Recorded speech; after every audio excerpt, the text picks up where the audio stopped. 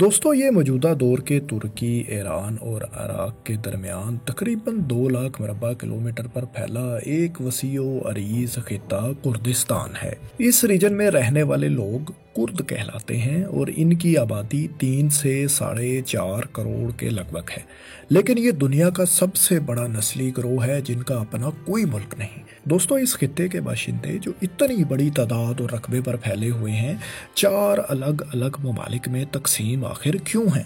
ان کا ایک الگ ملک کیوں نہیں؟ کیا انہوں نے کبھی اس خطے کو الگ ملک بنانے کی کوشش بھی کی ہے یا نہیں؟ آئیے یہ سب جانتے ہیں۔ کردوں کا الگ ملک کیوں نہیں؟ اس سوال کا جواب جاننے کے لیے ہمیں آج سے تقریباً 1 صدی پیچھے جانا ہوگا، جب کردستان ریجن کا بیشتر علاقہ خلافت عثمانیہ کے کنٹرول میں تھا۔ 20ویں صدی کے اوائل میں جنگ عظیم شروع ہونے سے پہلے سلطنت عثمانیہ کا شیرازہ بکھرتے بکھرتے صرف موجودہ دور کے ترکی، عراق، شام، فلسطین اور جزیرہ نما عرب کے کچھ علاقوں تک ہی محدود رہ گیا تھا۔ جنگ کا آغاز ہوا تو سلطنت عثمانیہ نے یہ جنگ سینٹرل پاورز جرمنی، آسٹرو ہنگریہ، بلغاریہ کا ساتھ دیتے ہوئے اتحادی طاقتوں یعنی برطانیہ، فرانس، اٹلی اور روس کے خلاف لڑی۔ جنگ میں عثمانیوں کو شکست کا سامنا کرنا پڑا۔ شکست کے بعد اتحادیوں اور اوٹومن امپائر کے درمیان 1920 میں ٹریٹی آف سیورس سائن ہوا۔ اس معاہدے میں اتحادیوں نے سلطنت عثمانیہ کے ٹکڑے کرتے ہوئے اس کو آپس میں تقسیم کر لیا۔ موجودہ ترکی کے مغربی حصے پر یونان نے کنٹرول حاصل کر لیا، جبکہ شمال مشرقی حصہ آرمینیا کے حصے میں آ گیا۔ موجودہ عراق اور جنوب مشرقی ترکی پر برطانیہ کا کنٹرول ہو گیا، جبکہ موجودہ دور کے شام اور اس کے شمال میں سے کچھ علاقہ فرانس کے حصے میں آیا۔ جنوب مغربی ترکی اٹلی کے حصے میں آ گیا اور یوں کم و بیش 6 صدیوں سے بھی زائد عرصے تک قائم رہنے والی سلطنت عثمانیہ موجودہ دور کے ترکی سے بھی چھوٹے ایریے تک محدود ہو کر رہ گئی۔ دوستو سلطنت عثمانیہ کے ٹوٹنے سے قبل پورا کردستان ریجن ایک ہی حکومت یعنی خلافت عثمانیہ کے کنٹرول میں تھا، تو ظاہر ہے تب کردوں کے لیے مسائل اتنے زیادہ نہیں تھے۔ اب چونکہ اس ریاست کے ٹکڑے کیے جا رہے تھے تو کردوں نے بھی اس بات کا مطالبہ کیا کہ انہیں بھی اپنا ایک الگ ملک دیا جائے۔ لہٰذا عثمانیوں اور اتحادیوں کے درمیان جب ٹریٹی آف سیورس سائن ہوا تو اس میں کردستان کو خود مختاری دینے کے منصوبے کی شق بھی شامل کی گئی، لیکن یہ منصوبہ ہی رہا اور حقیقت کبھی نہ بن سکا۔ ہوا کچھ یوں کہ اس معاہدے کے بعد ترکوں نے مصطفیٰ کمال اتا ترک کی قیادت میں اتحادیوں کے خلاف آزادی کی جنگ کا آغاز کر دیا۔ کمال اتا ترک کی یہ جدوجہد کامیاب ثابت ہوئی اور انہوں نے جلد ہی اتحادیوں سے وہ علاقے بھی واپس چھین لیے جو پہلے خلافت عثمانیہ کا حصہ تھے، اور اتحادیوں نے جنگ میں شکست کے بعد وہ آپس میں بانٹ لیے تھے۔ اس بہت بڑے علاقے میں کردستان ریجن کا ایک بہت بڑا علاقہ بھی شامل تھا جو بعد میں ترکی کا حصہ ظاہر ہے بن گیا، اور یوں 1923 میں ماڈرن ترکی وجود میں آ گیا۔ تب ترکوں اور اتحادیوں کے درمیان ایک نیا معاہدہ ٹریٹی آف لوزیان سائن ہوا، جس میں ترکی کے ظاہر ہے اب نئے بارڈرز کا تعین کیا گیا۔ اس معاہدے میں آزاد کردستان کی شق شامل نہیں تھی۔ اسی دوران اپنے اپنے مفادات کی خاطر اتحادی قوتوں کی جانب سے بعد میں آزاد ہونے والے ملکوں شام اور عراق کے بارڈرز کا تعین بھی کیا جا رہا تھا۔ تو اس طرح اتحادی طاقتوں کے زیر اثر کردستان 3 ممالک یعنی ترکی، عراق اور شام کے درمیان تقسیم ہو گیا۔ لیکن دوستو ایک چوتھا ملک بھی ہے جس میں کرد آباد ہیں، وہ ہے ایران۔ اب سوال یہ پیدا ہوتا ہے کہ ایران کے پاس کردستان کا علاقہ کیسے آیا؟ تو دوستو اس کے لیے ہمیں تاریخ میں مزید پیچھے جانا ہوگا، 4 صدیاں پیچھے، جب تقریباً پورے کا پورا کردستان ریجن ہی سلطنت ایران کے کنٹرول میں تھا۔ 17ویں صدی میں ایران نے یہ ایریا ترکوں کے خلاف جنگ میں ہار دیا اور اس کے پاس کردستان ریجن کا صرف اتنا ہی حصہ باقی بچا جو اس کے پاس آج بھی ہے۔ یہاں آپ کو یہ دلچسپ بات بھی بتاتے چلیں کہ جب خلافت عثمانیہ کو شکست ہوئی اور اتحادی اس کو آپس میں تقسیم کرنے کا معاہدہ کر رہے تھے تو ایران نے اتحادی قوتوں سے یہ مطالبہ کیا کہ خلافت عثمانیہ کے زیر اثر وہ علاقہ جو کردستان ریجن کہلاتا ہے ایران کو دے دیا جائے، لیکن ظاہر ہے ایران کے اس مطالبے کو اتحادی طاقتوں نے رد کر دیا۔ اب چلیے ذرا جان لیتے ہیں کہ یہ کرد لوگ آخر کون ہیں۔ دوستو، کرد دجلہ اور فرات کے دریائی نظام کے ساتھ واقع قدیم میزوپوٹیمیا کے میدانی اور پہاڑی علاقوں میں رہنے والے مقامی قبائل سے تعلق رکھتے ہیں۔ ان کی اکثریت جنوب مشرقی ترکی، شمال مشرقی شام، عراق کے شمالی علاقوں اور ایران کے مغربی علاقوں میں آباد ہیں۔ اس وقت دنیا میں کردوں کی آبادی 3 سے 4.5 کروڑ کے لگ بھگ ہے۔ ان میں سے نصف کے لگ بھگ کرد ترکی میں، جبکہ باقی ایران، عراق، شام اور کچھ تعداد دنیا کے دوسرے ممالک جیسے آرمینیا اور جرمنی وغیرہ میں بھی آباد ہیں۔ مختلف ممالک میں آباد کردوں کی زبان اور ثقافت تقریباً مشترک ہے۔ ان کی اکثریت سنی مسلمان ہے، جبکہ بعض کرد کرسچن اور یہودی بھی ہیں۔ دوستو، اب سوال یہ پیدا ہوتا ہے کہ 4 بڑے ممالک میں بکھرے ہوئے ان کردوں نے کبھی آزادی کی کوشش بھی کی؟ تو آئیے دوستو، اس سوال کا جواب جاننے کے لیے ہم جنگ عظیم اول سے بعد تک کے حالات کا جائزہ لیتے ہیں۔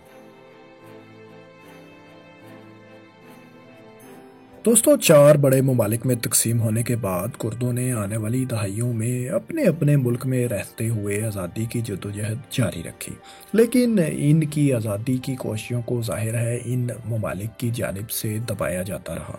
جنگ عظیم دوم کے دوران ترکی تو نیوٹرل تھا، لیکن عراق، شام اور ایران کے کردوں نے اتحادی طاقتوں کا ہی ساتھ دیا اور ان کے دست و بازو بنے رہے۔ ترکی میں کرد شروع دن ہی سے آزادی کی جدوجہد کرتے رہے اور انہیں ریاست کی طرف سے شدید پابندیوں کا سامنا بھی رہا۔ ترکی میں کرد لوگ کل آبادی کا تقریباً 20% بنتے ہیں۔ 1991 تک ترکی میں کردش زبان پر پابندی رہی ہے۔ کرد زبان بولنے، اس میں کوئی مواد پبلش کرنے والے کو کڑی سزائیں دی جاتی رہیں۔ ترکی میں علیحدگی پسند کردوں نے 1978 سے ایک جماعت کردستان ورکرز پارٹی PKK بھی بنا رکھی ہے، جسے ترکی، امریکہ اور یورپی یونین نے دہشت گرد تنظیم قرار دیا ہوا ہے۔ ترکی کا ماننا ہے کہ یہ تنظیم شدت پسند کارروائیوں میں ملوث ہے اور بے شمار ترکوں کی ہلاکتوں کی ذمہ دار ہے۔ یہی وجہ ہے کہ ترکی کا رویہ اس تنظیم کے خلاف ہمیشہ سخت رہا ہے اور ترک حکومت اس تنظیم کے خلاف کارروائیاں بھی کرتی رہتی ہے۔ ترکی کے بعد شام میں کرد سب سے بڑی اقلیت کے طور پر آباد ہیں۔ کرد شام کی کل آبادی کا تقریباً 10% ہیں۔ یہاں بھی کردش نام رکھنے پر پابندی ہے۔ ایسے ناموں کو عربی زبان کے ساتھ تبدیل کر دیا جاتا ہے۔ یہاں بھی حکومت اور کردوں کی آپس میں جنگ دہائیوں سے جاری ہے اور شام کی اس جنگ میں ترکی بھی کسی نہ کسی طور پر داخل ہو چکا ہے۔ ترکش کرد تنظیم PKK نے 1984 میں جب اپنی کارروائیوں کا آغاز کیا تو اس نے عراق اور شام میں بھی حکومت مخالف کارروائیاں کیں، جس کے نتیجے میں ہزاروں لوگ جان کی بازی ہار گئے۔ ان کارروائیوں کے ریسپانس کے طور پر ترکی عراق اور بالخصوص شام میں بھی کردش آبادیوں پر حملے کرتا رہتا ہے۔ پس پردہ ترکی کو شام کی حکومت کی طرف سے حمایت بھی حاصل ہے۔ ترکی کی ان کارروائیوں میں 2010 کے بعد سے کافی تیزی آئی ہے۔ اس کی وجہ یہ ہے کہ عرب سپرنگ پروٹیسٹ کے دوران شام میں سول وار کا آغاز ہوا تو کردوں نے بھی شامی حکومت کے خلاف کارروائیاں تیز کر دیں۔ انہیں لگا کہ یہ خود مختاری حاصل کرنے کا اچھا موقع ہے۔ اس مقصد کے لیے انہوں نے SDF نامی تنظیم بھی بنا رکھی ہے جو پہلے YPG کے نام سے جانی جاتی تھی۔ ترکی چونکہ SDF اور PKK دونوں کو ہی ایک جیسی تنظیمیں مانتا ہے، لہذا وہ دونوں کے خلاف ہی کارروائی کرتا رہتا ہے۔ لیکن دوستو، یہاں ایک دلچسپ بات ہے۔ ترکی کا نیٹو اتحادی امریکہ ترکش کرد تنظیم PKK کو تو دہشت گرد مانتا ہے، لیکن شامی کرد تنظیم SDF کے بارے میں اس کے خیالات مختلف ہیں۔ یہی وجہ ہے کہ وہ اسے اسلحہ اور معاونت وغیرہ فراہم کرتا رہتا ہے۔ اس کی وجہ یہ ہے کہ SDF شام میں امریکی مفادات کے لیے برسر پیکار ہے۔ امریکہ کی اس حمایت کی وجہ سے ترکی سخت ناراض ہیں کہ وہی اسلحہ یہ باغی لوگ ترکوں کے خلاف بھی استعمال کرتے ہیں۔ ترکی کی شام میں ایس ٹی ایف کے خلاف کارروائیوں پر امریکہ ترکی کو بھی تنقید کا نشانہ بناتا ہے کہ ایس ٹی ایف کا کمزور ہونا ISIS کے طاقتور ہونے کا باعث بن رہا ہے۔ ترکی اب شام کے ساتھ بارڈر پر 30 کلومیٹر چوڑا ایک سیف زون بنانا چاہتا ہے تاکہ ترکش اور شامی کردش تنظیموں کے آپس میں رابطے میں ایک رکاوٹ کھڑی کی جا سکے اور ایک بفر زون کا قیام عمل میں آ جائے۔ یوں باغیوں کا ایک ملک سے دوسرے ملک میں آنا جانا مشکل ہو جائے گا۔